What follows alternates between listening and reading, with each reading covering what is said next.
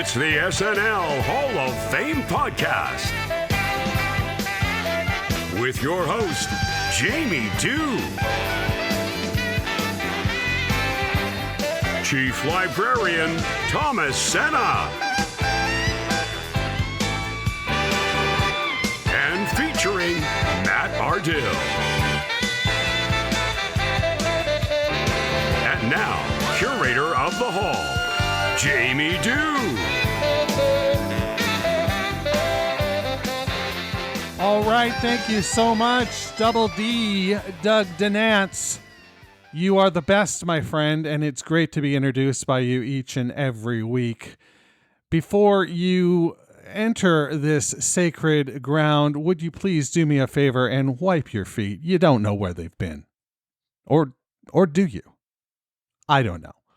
The SNL Hall of Fame podcast is a weekly affair, and each episode we take a deep dive into the career of a former cast member, host, musical guest, or writer, and add them to the ballot for your consideration. Once the nominees have been announced, we turn to you, the listener, to vote for the most deserving and help determine who will be enshrined for perpetuity in the hall. That's what we're here to do this season. This our fourth season. This is our third episode of our fourth season. We have done a draft where we let you behind the curtains of who we're nominating this season. And we have nominated Dwayne "The Rock" Johnson in the host category. And this week we are following that up with another Grand Slam. Because this week we are nominating Fred Armisen into the SNL Hall of Fame tumbler. We'll see if he makes it out. But I have a sneaking suspicion he will. He's a great, great performer. He's odd. He's funny. He's committed. And he's one of a kind. He's truly one of a kind. Speaking of one of a kind, nominating him will be our very own friend, Kirstin Turnbull. She is obviously a friend of the hall, a patron of the hall, in fact. She is a wonderful friend, and we're glad to have her back sitting in with Thomas. But before we go any further, why don't we check in with my friend Matt Ardill in his Minutia Minute to learn a little bit more about Mr. Armisen, some of the oddities of an odd man. So let's do that now. Matt, what's going on? Not much. And yourself? You know, I'm just hanging out here in the Minutia Minute corner, just looking for some minutia. Well, I've got some for you. All right. Who are we talking about today? Fred Armisen. Ooh, nice. Incredible Fred Armisen. 5'9", born December 4th, 1966. He comes from a historically wild family. His grandfather, who he grew up knowing as Masamai Harakuni, a Japanese dancer and choreographer, performed in Nazi Germany, turned out, and he found this out on television, on one of those genealogy shows, his grandfather was in fact Pak Hyung-in, a Korean who took on a Japanese persona during the Japanese occupation of Korea and was a spy for the Allies in Nazi Germany. Oh my God. So that's a family secret that he didn't even know until he was a part of getting his DNA traced. Is that genealogy show that on HBO or PBS? PBS. Yeah. I'm going to have to go back and watch that because that's like, I mean, Benedict Cumberbatch being descended from a family who owned slaves, kind of expected that. Fred Armisen being the grandson of a spy, that is a interesting piece of trivia that I did not expect. Now his father, Ferry Dunn, who went by Fred, was born in Germany to his cool spy grandfather and a German Venezuelan woman, Hildegard, who was raised in Venezuela. Now, and my condolences to Fred for this. He went to school with fellow SNL alumni, including Jim Brewer. So one of them's cool, and it's not Jim. Sorry, tilting my hand there if Jim were ever suggested for the Hall. Now, before he got his start in comedy, he worked as a paperboy at a Taco Bell and as a drummer for punk bands Trenchmouth and post-hardcore band Spark of Life, as well as in the Blue Man Group at Chicago's off-Broadway production show. He is friends with Sheila E., which really brings home his Prince impersonation since he discovered Sheila. Yeah. And like myself and any sane person, he is afraid of heights. I mean, if we were meant to be up high, we would never have left trees. So Fred and I are on the same page there.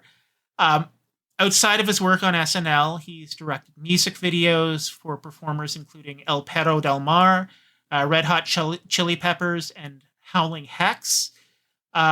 He's the Late Show band leader. After getting frustrated with the music industry, he actually filmed a self-tape auditioning for HBO to do interstitials, where he wandered around South by Southwest interviewing acts and concertgoers just as a variety of different characters and accents. So that's how he sort of got his start in comedy. And he is veritably everywhere, appearing in pretty much any project done by former castmates. His work on Documentary Now. He has his show Portlandia. He has 189 acting credits, 12 writing credits, 23 soundtrack credits.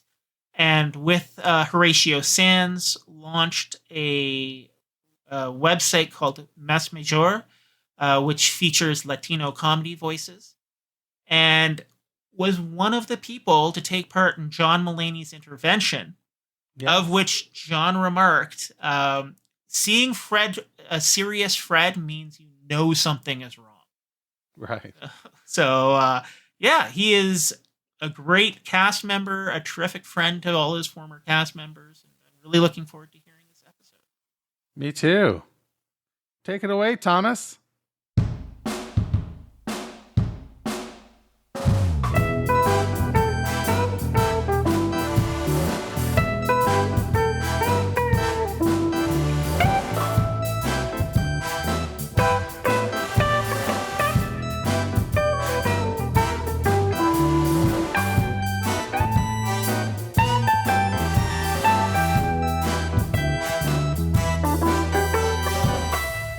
Yes, Jamie and Matt, thank you so much. We're so excited for this episode of the SNL Hall of Fame. We're right in the midst of season 4, and this episode is our first cast member that we're going to be nominating for the SNL Hall of Fame. And we have a perfect person to nominate this cast member, somebody who I really associate with this era of SNL. We've talked about this era of SNL plenty of times with our guest today. Our guest right now is a 5-timer joining us. Yes, she's waving her hands, celebrating. First 5-timer, I believe, in SNL Hall of Fame history. You're making history today, Kirstin. Where's my jacket? Well, see, what happened was just really busy summer. We meant all the best for you to get you your Hugh Hefner smoking jacket and embroidered and everything. We just meant all the best, and then we just kind of carried on living our lives, and it never happened. So, can I interest you in some mittens, some 5-timer mittens, or you know what? I'll take slippers? The glory. I'll take the bragging rights. Actually, that's very exciting to me. I'm really thrilled to be the first 5-timer. Yes. So thank you. First 5-timer, just a wonderful guest. So you were on with, we talked about Bill Hader, Paul Rudd. You've been on for, who else did you do? John Mulaney? Of course. So you were our point person for them. And so on behalf of Paul Rudd and John Mulaney and Steve Martin, welcome to the 5-Timers Club.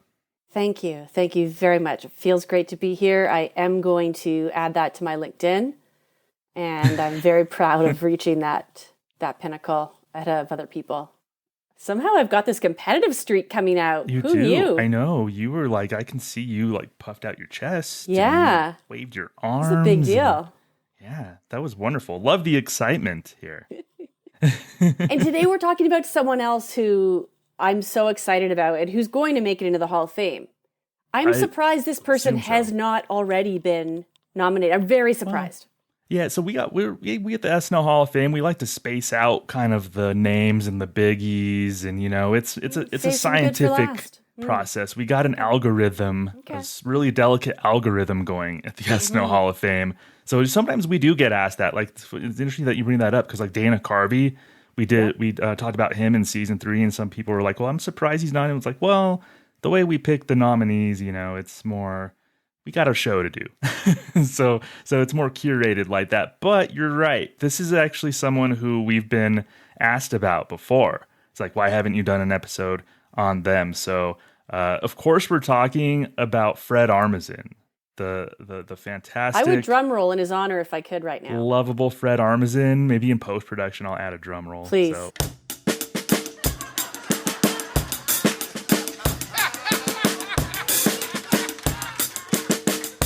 He deserves a drum roll. I mean, that's appropriate, right? Exactly. With Fred Armisen. Yeah, he's a drummer. Maybe I'll get a Fred Armisen, maybe his own drums for a drum roll. So, yeah. So, Kirstin, you and I discussed, as I had mentioned, like Bill Hader's rather sturdy Hall of Fame candidacy. And Bill got in pretty easily and is now an SNL Hall of Famer. So, along that lines, we're discussing someone else today that kind of goes hand in hand with Bill Hader. Same era, they worked well together on screen. So, what's the first thing that comes to mind about Fred Armisen to you that makes his time at SNL so memorable? Quirky, deadpan delivery. Mm-hmm. He was in 856 sketches at a certain point. The number's probably higher because he does so many cameos. What an all-around, versatile member of the team. And I'm saying team because he's also done 21 cameos. Mm-hmm. Everyone loves him. He brought so much to the show during his season, but keeps getting asked back by all sorts of wonderful people. So there's some magic there, for sure. Yeah, he strikes me as a really great teammate on the show. Like, really easy to work with on the show. Very talented people loved him. I think Lorne probably loves him. And versatile is a great word for it. And I think that's something that I knew intellectually. And when I was kind of going back and watching Fred's sketches, his versatility, but that word didn't come up until you said that. But that was so well put. I definitely agree. Very versatile performer. Yeah. Actor, comedian, musician, writer, and brought a lot of the musicianship to the show, whether it's musical instruments or, impersonating famous musicians or just creating humorous songs. That really added an extra layer. It was an extra tool in his toolkit that not everyone has. Yeah, and Fred's interesting to me because just his path to SNL is so interesting. He was in bands. He was in a band for a while as a drummer, right? Like before, probably a decade before he even got into acting and comedy. That was what he did. He was a musician. And then it almost seems like just kind of, maybe not out of the blue, but he just sort of decided one day, like, I actually kind of want to do acting. Let's see how I'm going to still integrate my musicianship into it. Worked out well for him, didn't it? Yeah, definitely. So he like kind of decided, I want to pursue this acting thing. And before you know it, he's on the biggest sketch comedy show in the world. And knowing Fred, knowing what we know about Fred, that's kind of not surprising, right? Mm-hmm. And during a really epic era of the show as well, the company he kept was legendary. Yeah, he was in a great era, 11 seasons for Fred. He started in 2002. His last season, he ended in 2013. So just a great era of SNL. He performed with so many legends. He's a legend himself, but he performed with so many legends. Kristen Wiig, Bill Hader, Jason Sudeikis, Will Forte, Kenan Thompson. We could go on and on. He was in, even when he started, it was Rachel Dratch was still in the cast, and Chris Parnell and those people. So Fred's just worked with so many of the greats. So I guess we could get started here. Let's do a little volleying. So I'm curious, Kirstin, what probably sketch or character of Fred's would you like to bring up first here? I have so many. I think, do we go right there? Ooh, that's a tough one.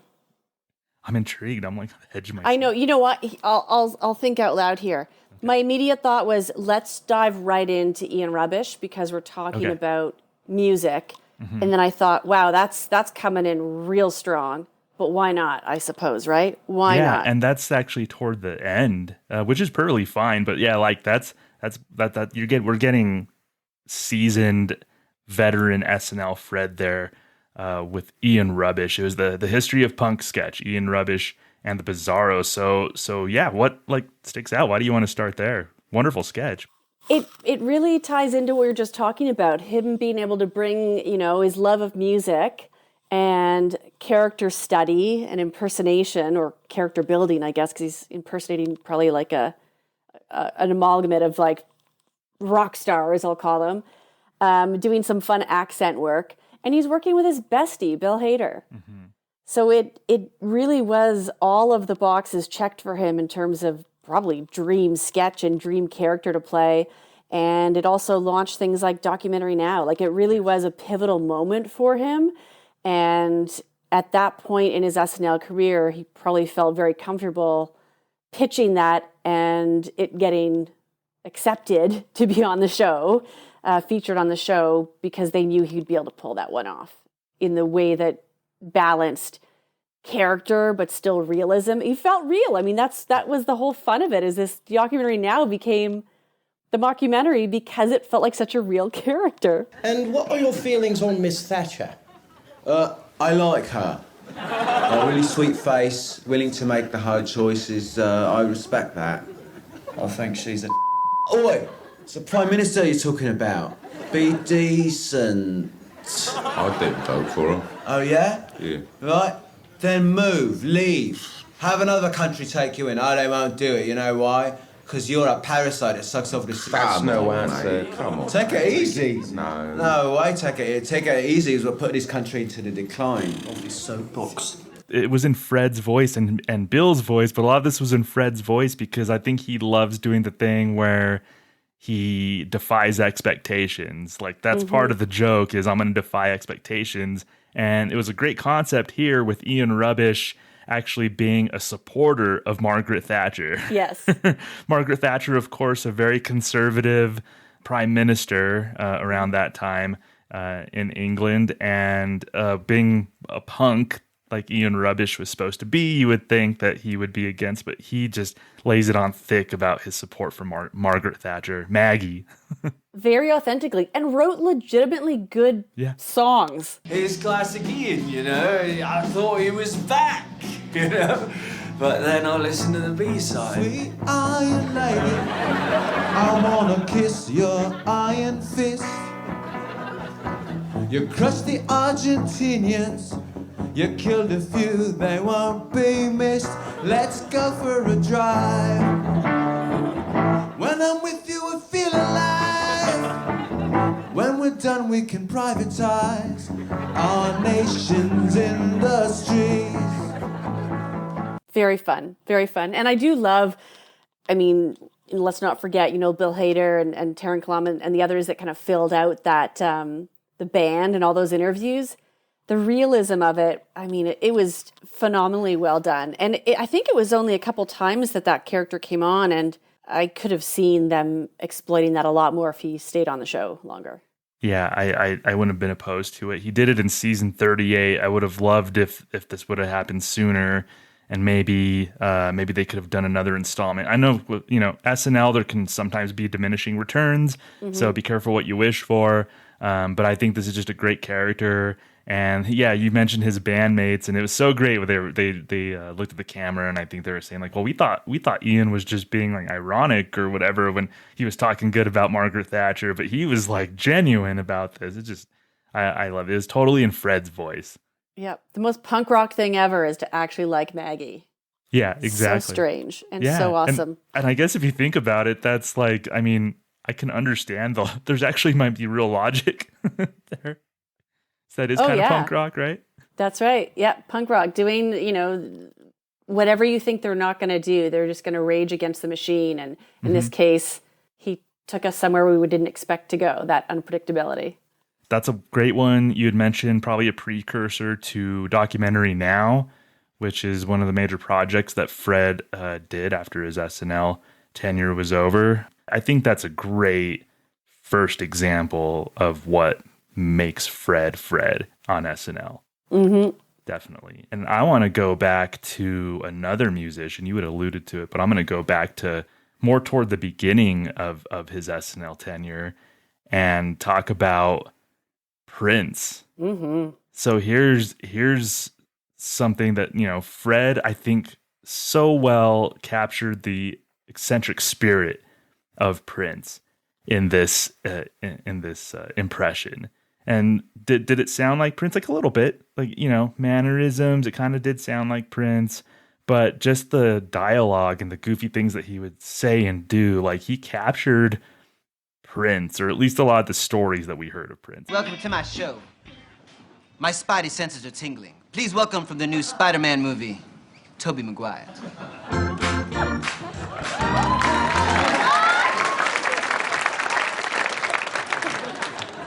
Now, Toby, I put this question to you. Have you ever spun a web so complex that you became entangled in the very web you wove? Yeah, that's got to be a really fine balance to strike, because he doesn't want to turn him into the joke, because they all loved Prince. Like Maya Rudolph has a tribute band to Prince. So they loved him and they wanted to kind of honor that love to him, but still play into some of those odd things that he does. And he's a bit of a mystery too. I mean, I don't know that we've seen, like, does Prince always dress like that? Or did he, were his pajamas purple satin? I don't know, did he just put on flannel pajamas, like, and then he wasn't Prince? I have no idea. So there is a lot of mystery around him. And they played into that with the whispers and the kind of very strange request. Go sit on that cupcake. Go sit on that banana. Robert, Prince wants you to sit on that snowmobile and look like you're having a good time. Why the hell not? And also, when you get up there, make some snowmobile noises. Like vroom, vroom. Yeah, well, what else would I do? I'm on a snowmobile. Vroom, vroom. It was just weird and funny, and it played with your imagination that we have of, I don't know, maybe Prince does that. I believe it. Who knows? It's fun. But it wasn't offensive, and it didn't make fun of him. It just had fun with his reputation or the perception we have of him. Yeah, like the exaggerated idea of Prince. The way he and Maya played off of each other when she was Beyonce, his co-host. The whole aesthetic, like the theme song and the graphics, like it looked totally like 80s, just out of Purple Rain. Just they captured it. I totally love this. And Prince himself, from a lot of what I read, especially a lot of things came out after he passed away a few years ago. He was funny. He had a really good sense of humor. Prince did. We never would have seen that. Yeah. That's not a side of himself that he exposed publicly. Yeah. Which is a shame. So all we got was what, other people portrayed or what was said about him. So it's fun that they leaned into that kind of mystery and quirkiness. Yeah, exactly. Like when I heard stories after Prince passed away about how he played ping pong against Michael Jackson because they were both at the same like recording studio and there had been a ping pong table set up. And so he challenged Michael Jackson to a ping pong game. And so they were playing against each other, and then Prince was kind of playing aggressively, and he slammed it on Michael Jackson, and Michael kind of cowered away or whatever. And then they said that Prince was like celebrating like a rooster. He was kind of like walking around like celebrating like he was the victorious one. And I don't know, just I wish we would have seen more of the Prince that maybe like Fred portrayed, but Fred just captured that spirit and that image of Prince. By the way, that sounds like a Dave Chappelle sketch. It really does, right? Yeah. Yeah, and from what I know too, Prince did like play basketball. He loved basketball, and I think he would like play basketball and make pancakes and stuff at his house. So I think a lot of that actually comes from the truth. That's amazing. I think overall, one of my favorite things about Fred Armisen and what he brings is this very subtle observational humor, right? It's the mannerisms and the very subtle ways of interacting with the world that he recognizes in people and can embody and bring to life. Even just the very kind of little smirk that he would make as Prince. It was so subtle, it was so little. He would just move his face just a little bit and that's what I'm picturing. So it's not over the top, and I'm not disparaging Keenan because I love Keenan, but like his characters are definitely louder and boisterous, and there's some really subtle things that Fred would do that would bring people to life.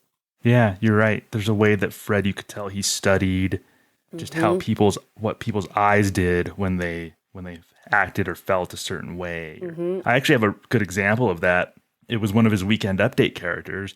It was the deaf comic Richie B. Yes. Yeah, and I work. I'll say this: I work in the deaf and hard of hearing community for my full-time job. So watching him as this deaf comic, one of the first things that I noticed was, well, one, he's actually using sign language, right? Which I appreciate. He's not just doing gibberish; he's using sign language. It looked natural. It looked like he'd been doing it for a very long time.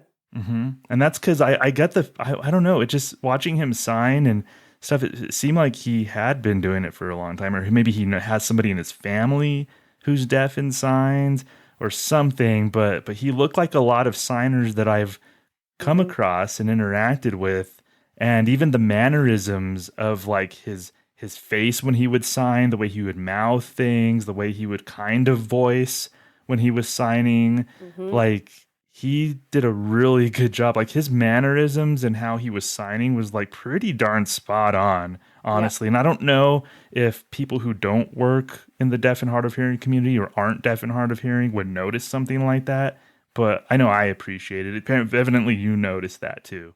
Yeah. And I think of what it could have been in lesser hands, and that's when you appreciate it more. Yeah. It seems so natural. Like if I was learning it, I would be slower. That's for sure.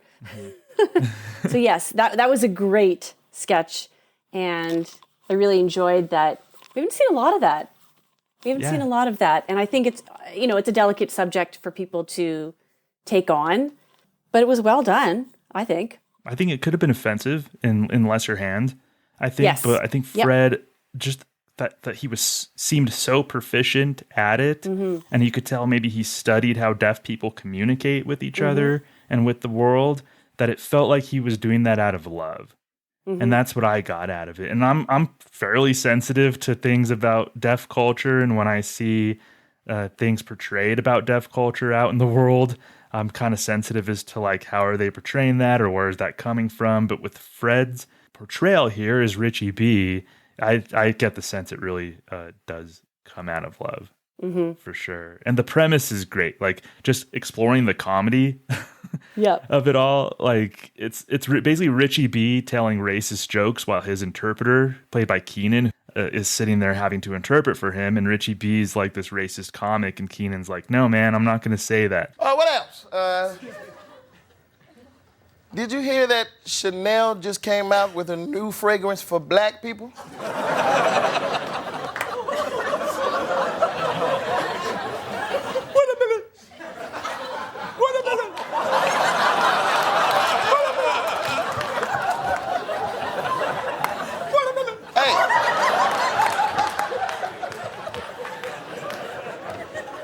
No way! I'm not saying that. That's terrible. So I think the premise in and of itself, like it's done out of love, but the actual premise is really clever. Yes. Do you know what else I think he does really well and out of love? I like that term is portray women. There are some of my favorite characters of his are when he's dressed as a woman. And I don't know, I'm not trying to pick on Keenan, he's just coming to mind. But Keenan, Horatio, Sandler, Sandberg, like when they've all dressed as women, it's a caricature. And when he dresses as a woman, he is every bit that, a Linda Nade. or whomever he's dressed as, even the Queen, which is stretching it a bit. But I'll put it this way. He is probably the one person who I think could fit right in on the Kids in the Hall. Oh, I could see that. Because they all did the same. They all did that incredibly well also, where they did it out of their love for character, and male or female didn't really make a difference. But when they were in female character, they weren't in drag the way where it's an over-exaggerated version of it. It was like, no, Linda Nade had this great crocodile purse, and she had chapstick in it, and she had a nice blouse on, and she had her hair done, and it wasn't just stuff your shirt and put on a bunch of pink lipstick. Like, there was a lot of dedication there to that character and making them real. It happened to be a woman, but it never felt like, I don't want to say drag. I don't want to say that in a negative way because I love drag, but it didn't ever feel like he was being silly about it. He was doing it with a lot of respect. It was it wasn't cartoonish. That's right. Yeah, that's right. And that's such a good comparison with the Kids in the Hall. It got to the point with the Kids in the Hall where I think a lot of Kids in the Hall fans even had conversations about like which one's like the hottest woman out of the four, like which one makes the cutest woman out of the four. And so you could tell they took time to like use the eyeshadow and the makeup and the mannerisms. They were developed characters. They weren't just like, oh, honey, like there's a really shallow way you can approach a man acting like a woman and go for all the stereotypical stuff. But no, there was real depth to those characters. And I love a Linda Nade. Yeah. Court stenographer. Oh, yes. Right? My lipstick. Can't find my lipstick. Or chapstick. Can't find my chapstick. Who takes the worst court notes possible on the old typewriter. One of my favorites. And then, can't record things properly. But if you haven't seen that one in a while, to anyone who's listening, please go look that one up. It was a character that came on in 2010, 2 different sketches, but some great lines. I can't find my crackers, and I need a giggle break, and really great lines in that one. He also did like Regine, who's kind of like, I guess amongst some SNL fans, a little either love Regine or don't. Where are you in that camp? I think as far as Fred's characters and sketches go, I'm lesser on Regine than his other ones, but I can tell it seems like he knows somebody who's just like that. Ooh. I don't know, like it comes from like somebody who's real. It seems like, and then that confirmed it when he started doing Portlandia and started doing more characters of maybe that ilk or that realm. I'm like, oh, those different archetypes, yeah, different archetypes. But I think he knows somebody like that, which is hilarious. I'm a fan of Regine. It got silly where it was breaking other people, and that was kind of fun. I think they all got a kick out of it. I always laughed because it was absurd. I love the one with Christoph Waltz the best. But yeah, Regine was funny and silly, and I'm a fan. What I've noticed was since we've been talking about this, I'm going through what I went back and watched with Fred and what I remember, and he's not afraid to delve into edgy comedy, but he's not mean about it. Like he can be edgy, but not mean.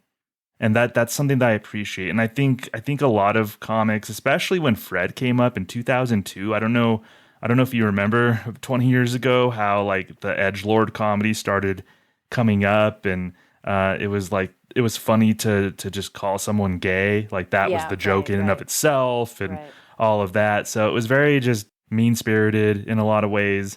And Fred wasn't that way. Like there was like a lot of kindness when he was humor. performing. You know what it makes me think of is Riley.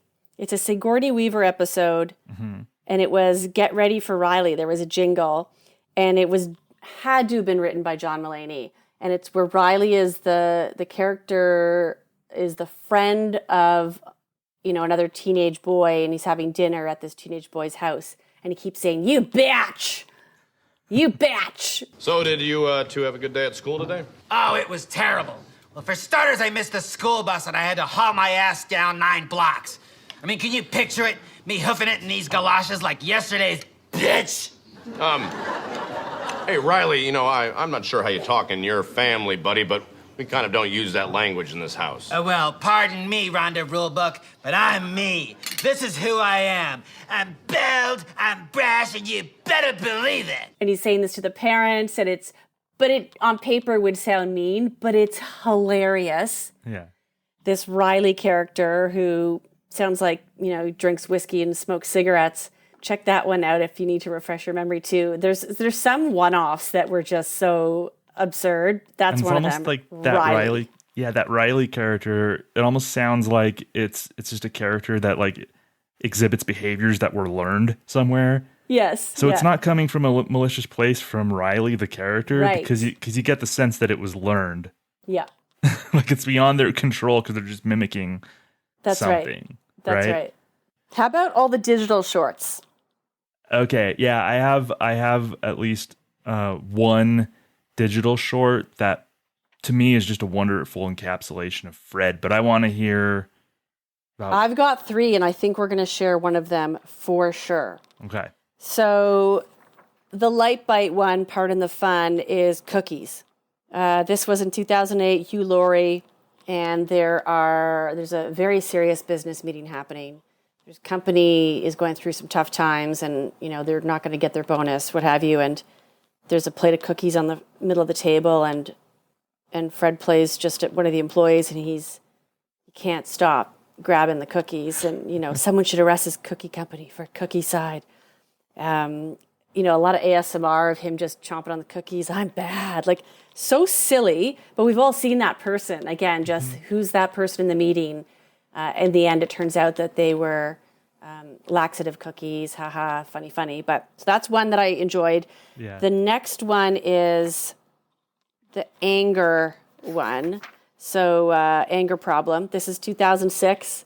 This is a fast food restaurant team, and he is the manager, and he cannot control himself. We all like to work here. We just can't function when you communicate with us like this. Yeah, right. Yeah. Okay, I see what you're saying. Because I was thinking maybe a little bit more like, Brad, 7 seconds, I'm grabbing you by the collar, your face is in the deep fryer. What? Pete, 2 seconds, I pull out your eyes, and they're going in the garbage. Why? Jordan, 20 seconds, I'm over there, I'm gonna rip out your jaw. 20 seconds. Tia, half second, my ass is in your mouth. 29.5 seconds, and you're all gone. This is beyond a threat. It's a promise. Drew, what's going on with you, man? I don't know. I have an anger problem. I don't know how to control it. You guys are my only friends. I'm sorry. Like, this is him. It coming from Fred. Right. Especially. It's not like it's coming from some, I don't know. I guess alpha male is a weird. Right. No, yeah, exactly. You know what I'm saying? Like, yeah, it's not coming from somebody who I think might be able to play mean. Like, that's really right. well. That's right. That's the contrast. But I think the one you're going to talk about is the tangent. The tangent. Yes. Oh Go, my gosh. Please tell me your love for it. Because I'm just going to nod. So by the way, and agree. I do love the anger one. Yeah. And Fred shows like some pretty good acting chops with like he kind of has a breakdown at the end and cries and all of that. So that's a really good one.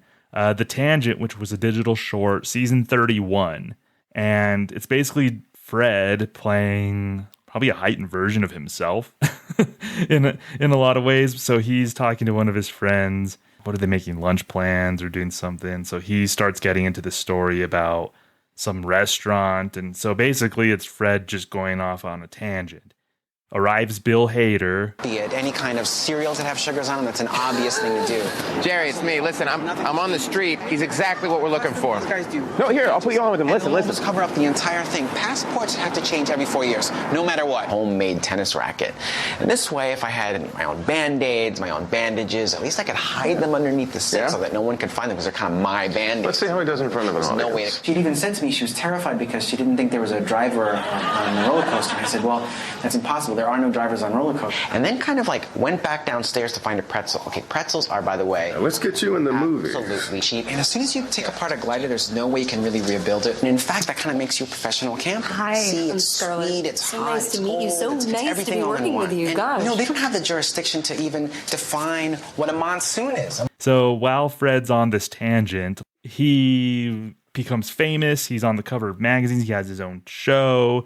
He experiences fame, and then he that 15 minutes is up, and then he becomes not famous, and then they just kind of set him back on the street corner on the sidewalk where he was when the tangent started. And Fred's he has the gift of gab, but it's like measured. He just doesn't seem like he doesn't talk just to talk.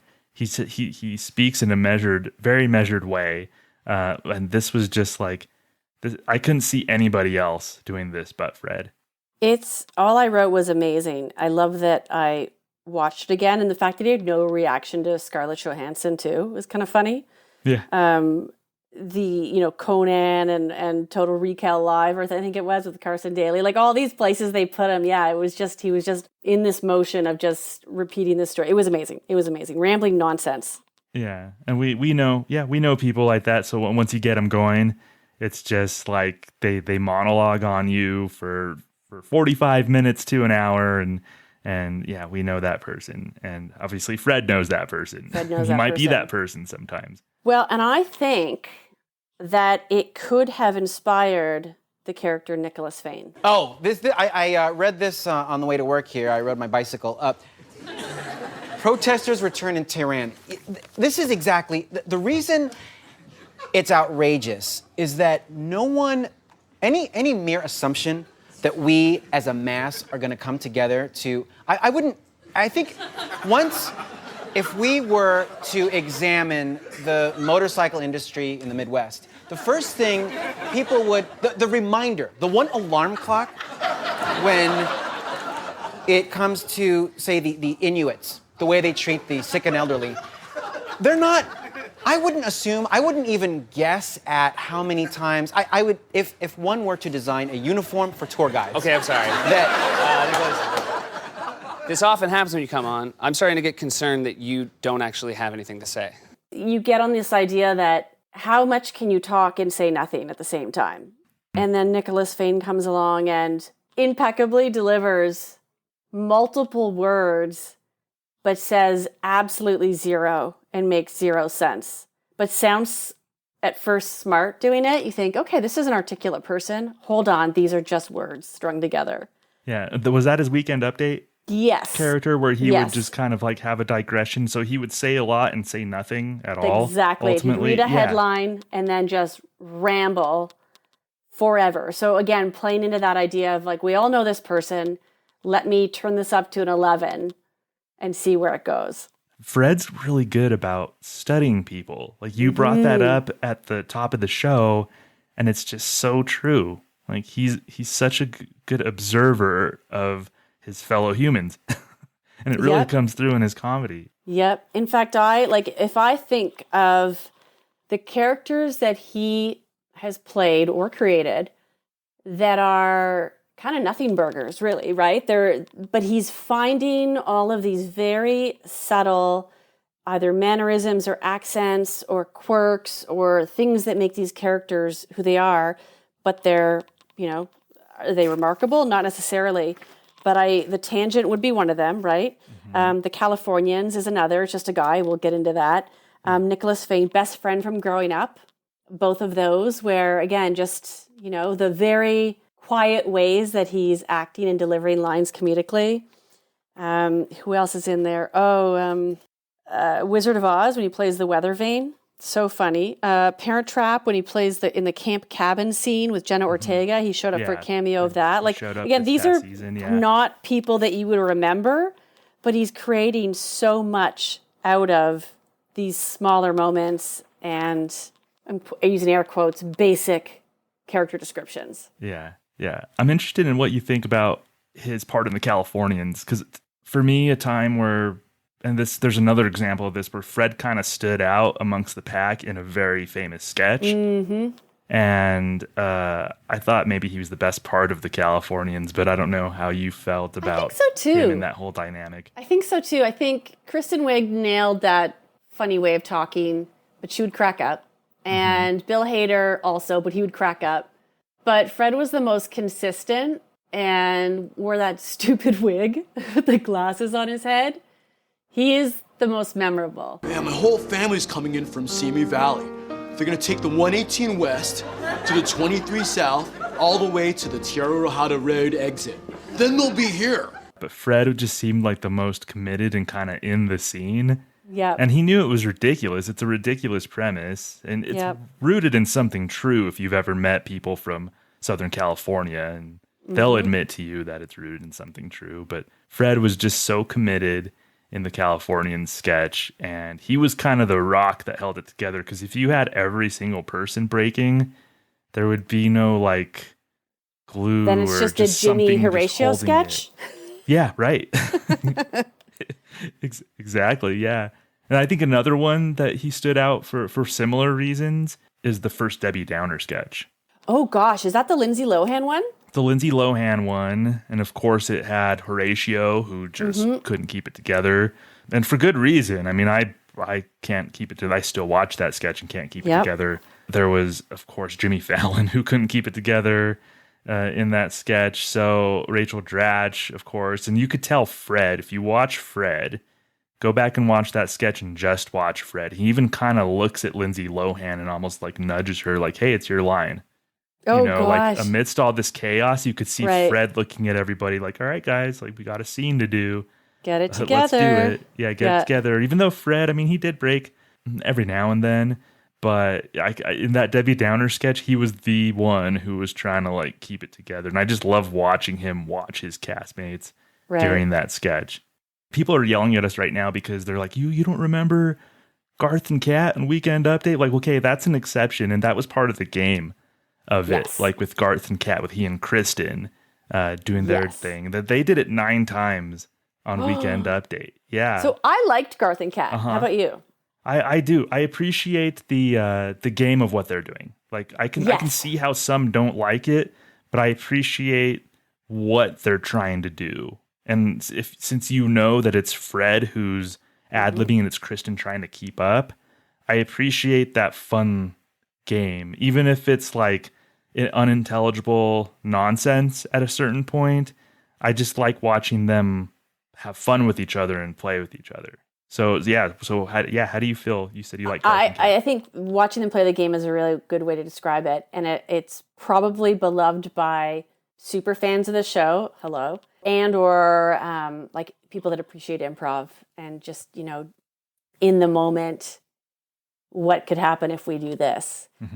And how do they challenge themselves to find humor sometimes in what they're doing when you've dissected it to death and rehearsed it and etc. So that one felt very real and wild because some of it probably was very much improv if they're just making up jibber jabber.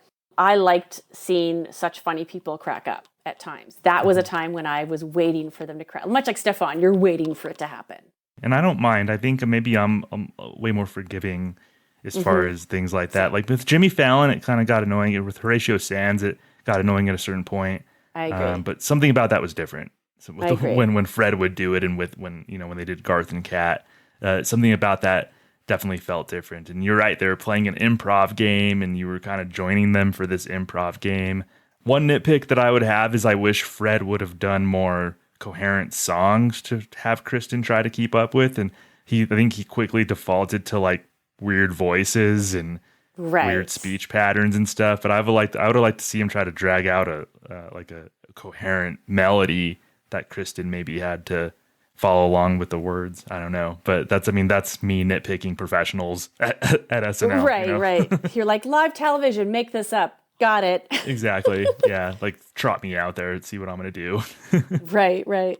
There's also been an entire group of characters he does where he is playing into either being, you know, Italian or Mexican or of Latin heritage, like Ferricito and the Manuel Ortiz show. Yes, some of these were so fun. Like the first recurring character of his actually was Ferricito. I'm just kidding. That was a hoot. Let's hear it.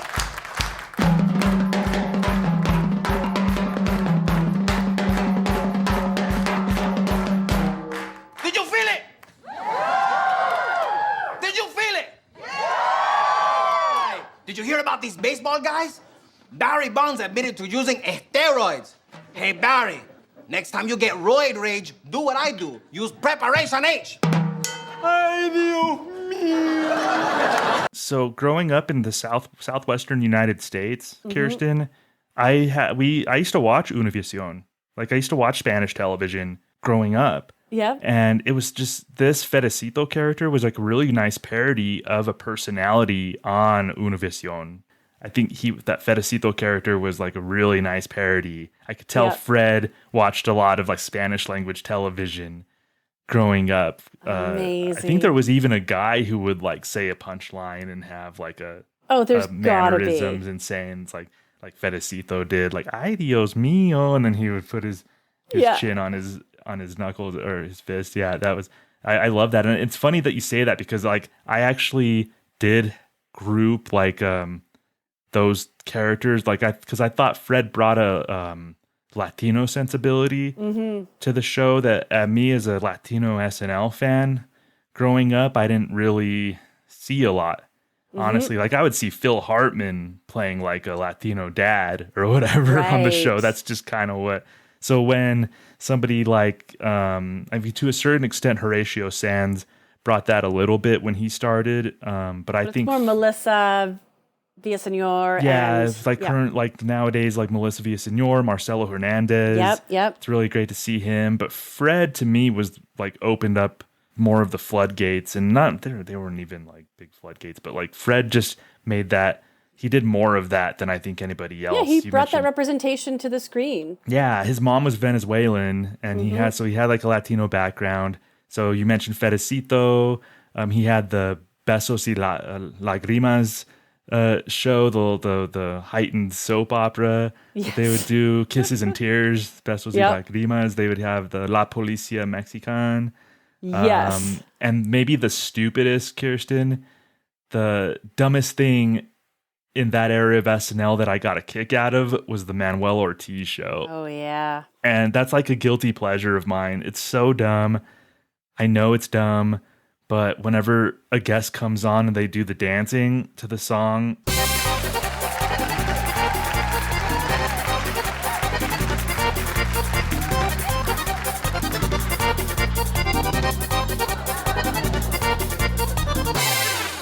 I get a kick out of it. What could I say? I agree. That was an entire genre of characters that I really enjoyed seeing him play. You know, hosting these kind of variety shows and or being in these very melodramatic television shows and commanding the stage and like owning these characters again in a lovable way, right? Like these are, you know, I could recognize in his character a composite of people who've done this and he celebrated them in a nice way. I'll tell you which character I got a real kick out of that was not, I don't think, realistic, was Queen Elizabeth, where we now see a little bit of Ian Rubbish in the Queen. You know, really kind of punk, got this Cockney accent and trash talking people, very full of decorum, and then as soon as the door closes, lets it rip. We wanted you to be the first to know that we are to be wed. Catherine, we welcome you to our family with open arms and open hearts. Thank you. I love your grandson very much, and I'm honored to join the Windsor family, Your Majesty. Beg your pardon, Prince William. Telephone call for you. Ah, well, I'll only be a moment. Do chat until I return. Your Majesties, William and I have been walking on air. It's all so brilliant and exciting. Shut up. What? I said shut your mouth. When that first happened, again, working with Bill Hader as the king. King? I should know. I'm Canadian. No, I don't know. I wasn't her husband. My royals. Yeah. I think he was a prince. I think he was just a prince. Yeah, I think he was prince. You're right. Yeah. But when the first, so we see them and we're like, oh, they're doing the Queen and such. And then that door closes and they both start trash talking with that accent and the legs open and like there's nothing queenly about the performance. That was a very memorable one for me, which I think probably stemmed out of, what if the Queen was really like this? Again, going back to that Prince thing. What if, when the door closes, she's just swearing? Yeah.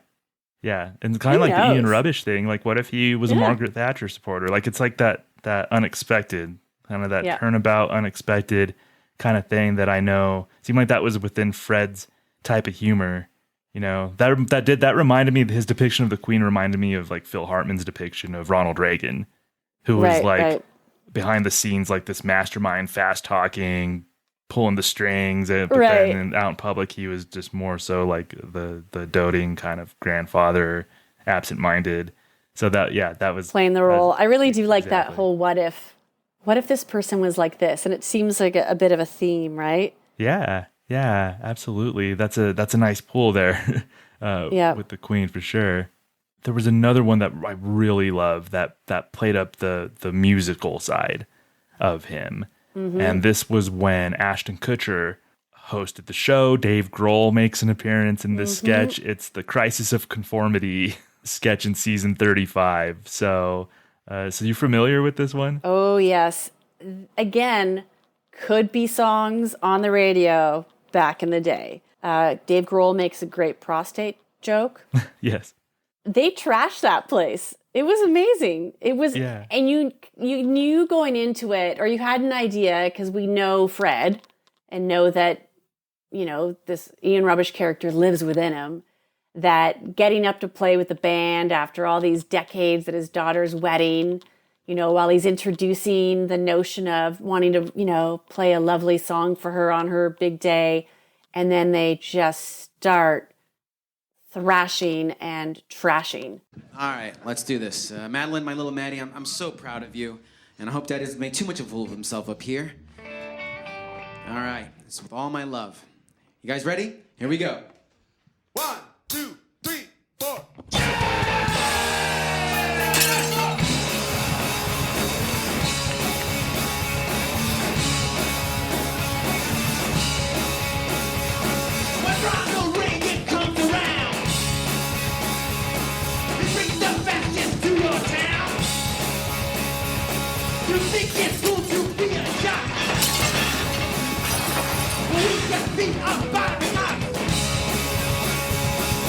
I think we knew it was going to go there, but it was still amazing to see them do it. Yeah. And legit knock over tables, smash bottles. Both Keenan and I think Bobby Moynihan. Bobby both get a tray full of drinks kicked in the air. Yeah. It was fun. Fred dives into a cake. He does dive into a cake. That was like the most physical I've seen. I can remember seeing Fred like in a sketch. He's not Chevy Chase. He's not like as far as the physical comedy goes and pratfalls and stuff. Yeah. But that was the one time where Fred just like dove into that wedding cake. Yeah. At the end, like embracing the punk spirit. The song that they were performing is called "Fist Fight in the Parking Lot," I believe. Just perfect. I guess my mind's all messed up, but isn't that a result of going to your schools, being a part of your system, and following your orders? No, maybe I should put on my suit and my tie and eat a Happy Meal.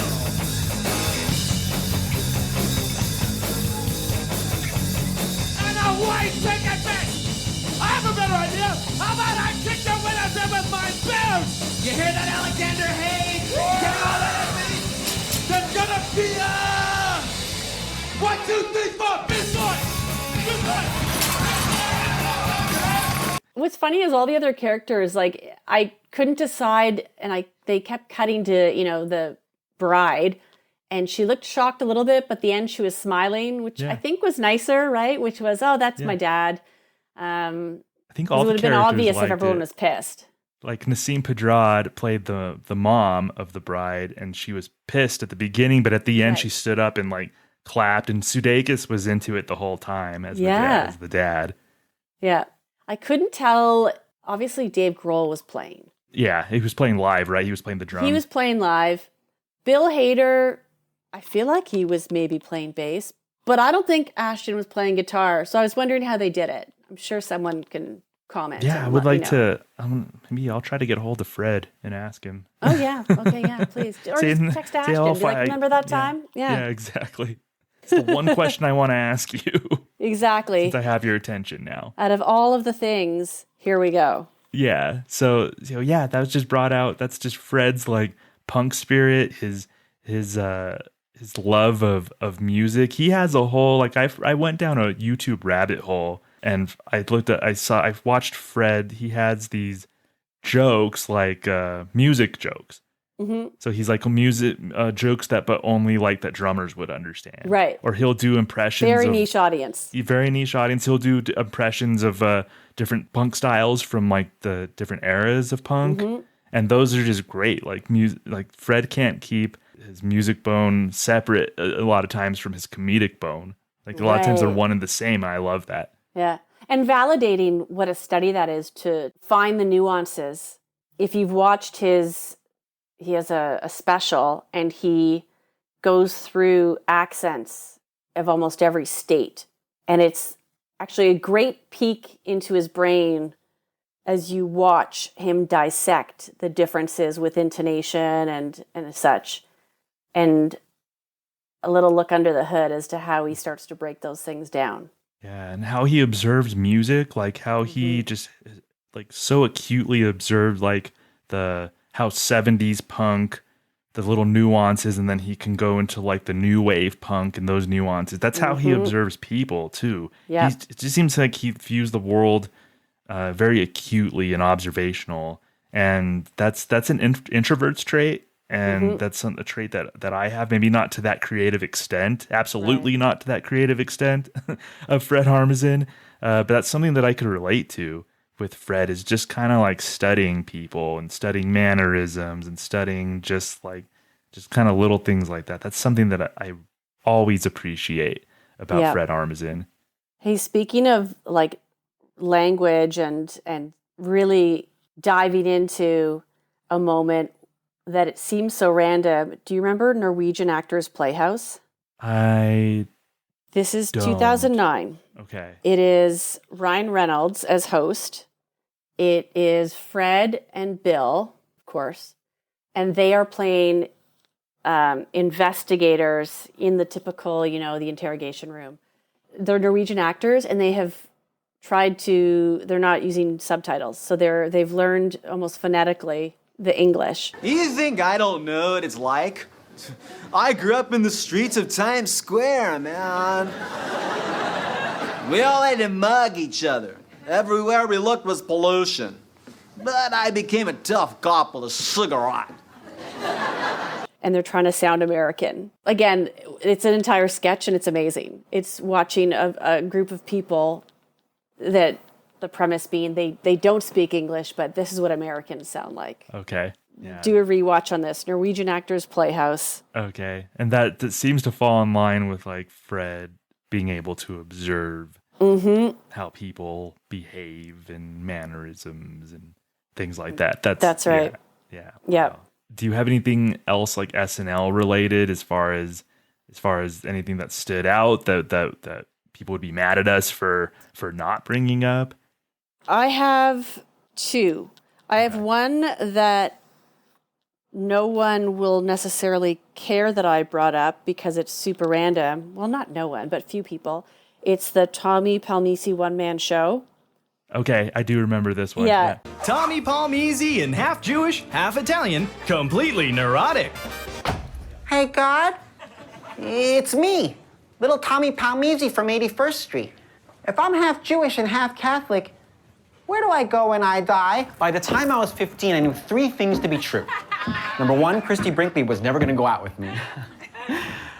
Tommy Palmisi tells his life story through characters in a show that can only be described as 4 hours. Again, it's such a specific person or character that he's depicting. Someone who thinks that an entire Broadway show is worth being told about their life, and it's so mundane. I remember one of the fake taglines is, in a show that can only be described as 4 hours. Just nails the kind of narcissistic egoism of that type of person. So that's my random shout out.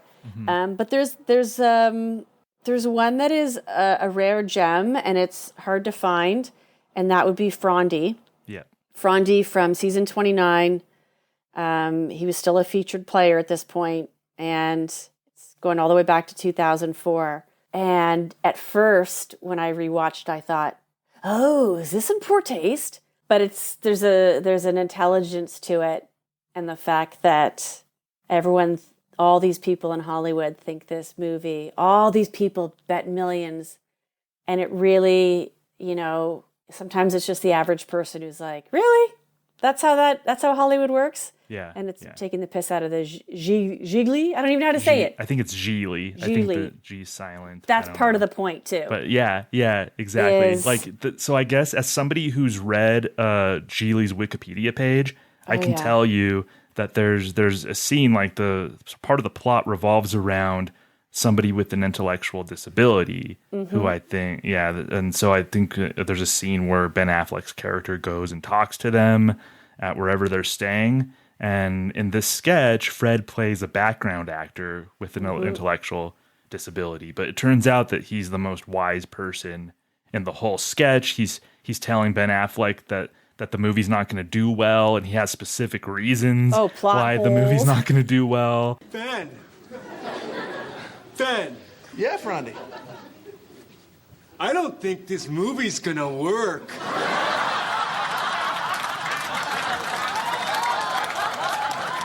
What? Well, the script has a lot of holes in it. That's not a very nice thing to say, Frandy. And it's got logic problems, and it's too talky. Well, that's your opinion. And I could tell Fred's doing this out of love too. He's not like the joke isn't like laugh at making this person fun with of, it's making fun. It's taking the piss out of Ben Affleck in his movie. And the fact that Honestly. Hollywood spent $1 bajillion around the Benefer, institution, right? And that everyone thought this was the horse to bet on. Right. So I have not seen that movie. Me either. Are you sure that you didn't read the Wikipedia? You didn't see the movie? I read the Wikipedia. I haven't seen, and I would tell you because I watched from Justin to Kelly because I heard that it was bad. So I wanted, my friends and I one night just wanted to watch like the worst movie ever made, and so we decided to watch From Justin to Kelly. But Geely would have been on that list too. We should watch it. I have not seen it, and nor have I read the wiki, so I did not know that there was a character and they were taking a scene from that movie.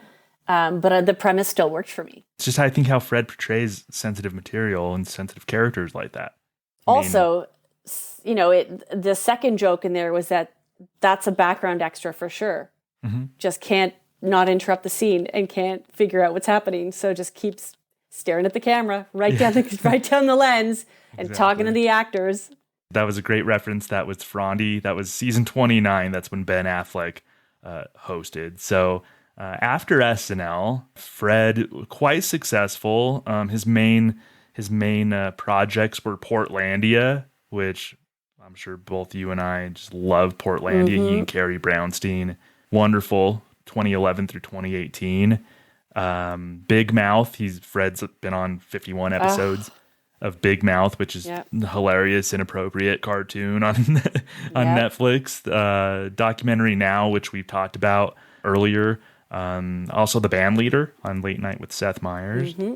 And he's popped up, Kirstin, in so many things. Like everything funny, it seems like Fred's made a guest appearance in. Yes. Always a delightful surprise when a character he's playing shows up on screen. Yeah. So he's appeared. I mean, when he was on SNL, he appeared on Parks and Recreation and crushed it. He's been on like Brooklyn Nine-Nine, Modern Family, New Girl, Crazy Ex-Girlfriend, the new season of Kids in the Hall. Fred made an appearance in that. Barry, he just randomly showed up in one scene in Barry this past season. How about Last Man on Earth when he was a cannibal? Last Man on Earth, yes. Yeah, I just kind of, I think I'm on at the end of season 3 in Last Man on Earth. Did I just ruin something for you? I have seen Fred's, I have seen his appearance. Yeah, I have seen his scene in that. So that spoiler alert. Spoiler. No, I knew Fred was in it. I checked that out. But yeah, no, Fred just pops up in everything. And it's always a delight. Yep. All right, so Kirstin, give me a pitch, the final pitch. Sum it up for why you think Fred Armisen should be considered for the SNL Hall of Fame. Well, if everything we've said has not convinced someone, I would be surprised. But I will summarize. Fred Armisen absolutely deserves to be and should be in the Hall of Fame for a few very key reasons. Number one is a dedication to craft. It is evident in the depth that he brings to the characters and the performances, whether it's mimicking accents or, embodying those really distinct mannerisms and finding this wide range and diverse range of personalities and archetypes to pull from. This commitment that you've heard us talk about really shows off his acting prowess, but his genuine passion for just making each character really memorable and authentic. So dedication to craft, number one. Number two, I think, is his love of offbeat characters. So I think it's really a signature approach of his to portray kind of eccentric people and take ordinary situations and turn them into real comedic gold by uncovering these idiosyncratic, traits and behaviors. There we go. And whether they have those distinct accents and kind of worldviews, just through his performance and through his observation, he's bringing those things to life. It's injected still with some satire and some social commentary that really make it a broader and more evergreen style of comedy you enjoy. All of this stuff that we're referencing is from the early 2000s. And I would say, correct me if I'm wrong, it was really all done in good taste. You talked about that era of, really poor taste comedy, and he doesn't have too much to be embarrassed about, which is impressive. Deadpan delivery, a real cornerstone of his, a knack for delivering lines and reacting to things with a straight face. We've talked about some pretty absurd and ridiculous situations, but his ability to kind of juxtapose this real serious demeanor and this comedic content is a really interesting comedic tension that I think enhances the humor. And then lastly, it's, how multi-talented do you have to be? You're an actor, you're a comedian, you're a writer, you're a musician, you're a performer. You're a performer. And I think that all of these reasons really, for me, make it painfully obvious that he absolutely needs to be in this Hall of Fame. He can't not make it, or I don't know what I'll do. I'll stage a protest. There you go.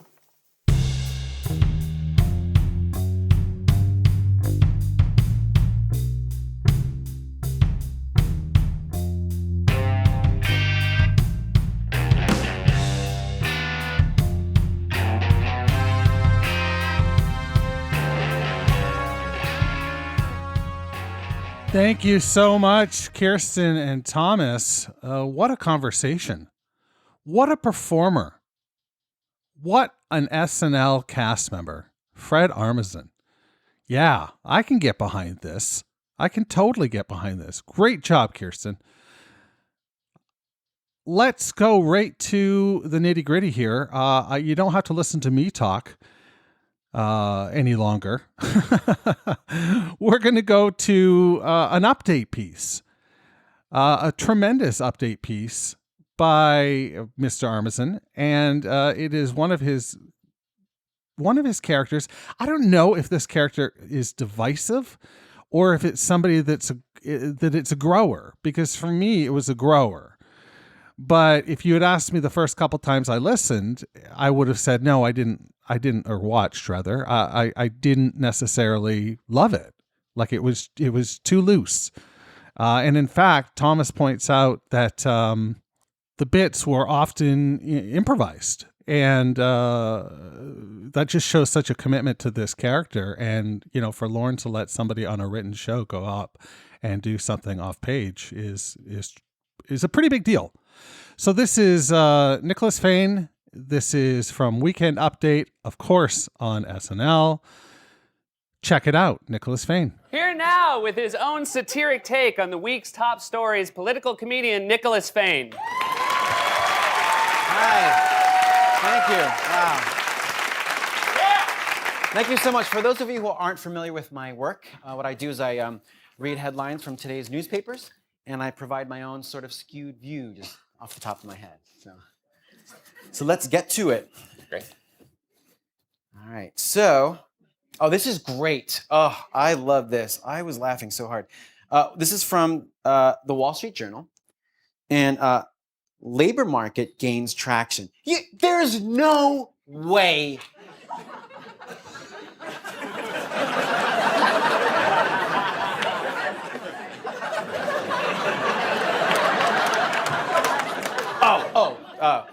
This is classic. The Washington Post. This was great. Right on the front page. Federal workers' pay could bump up 0.5%.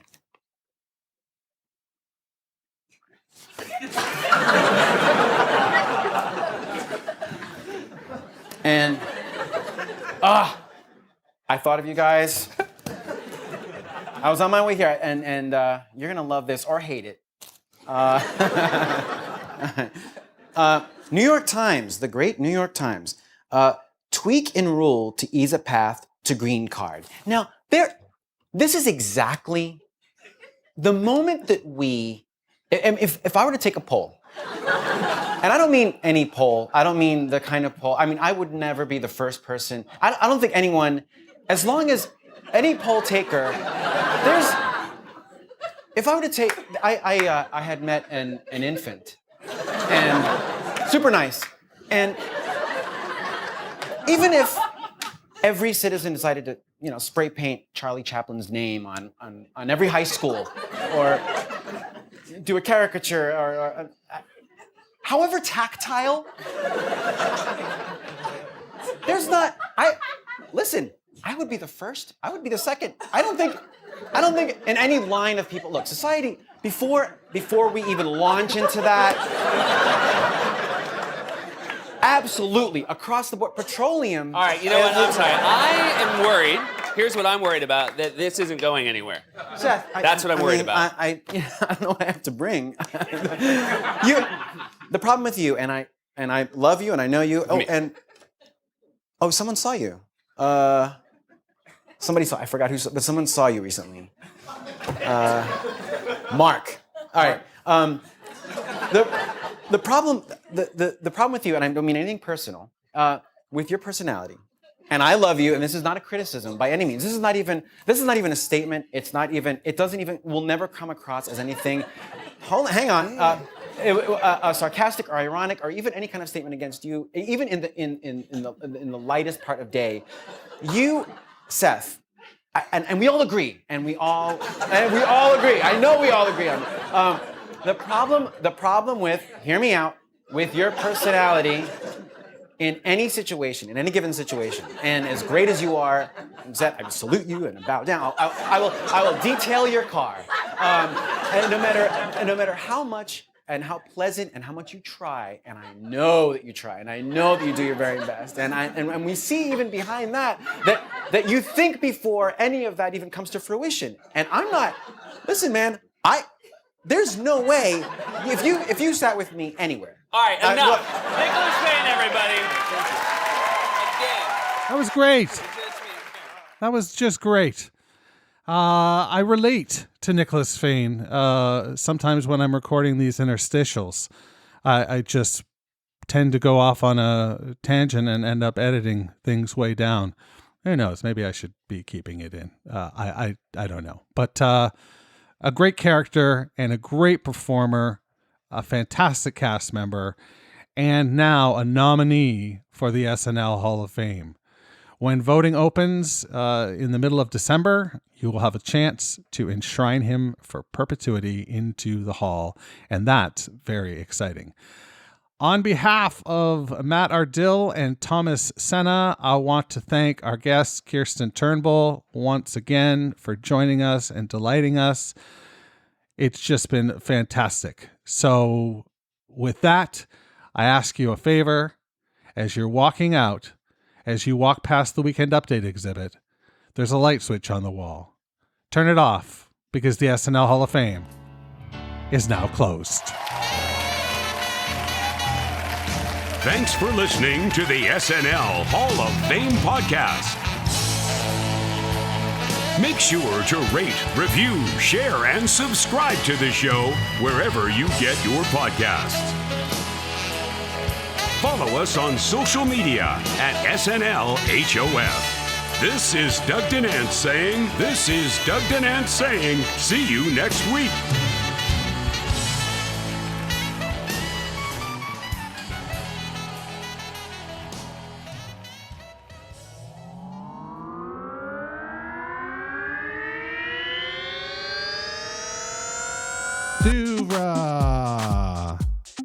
podcasts and such.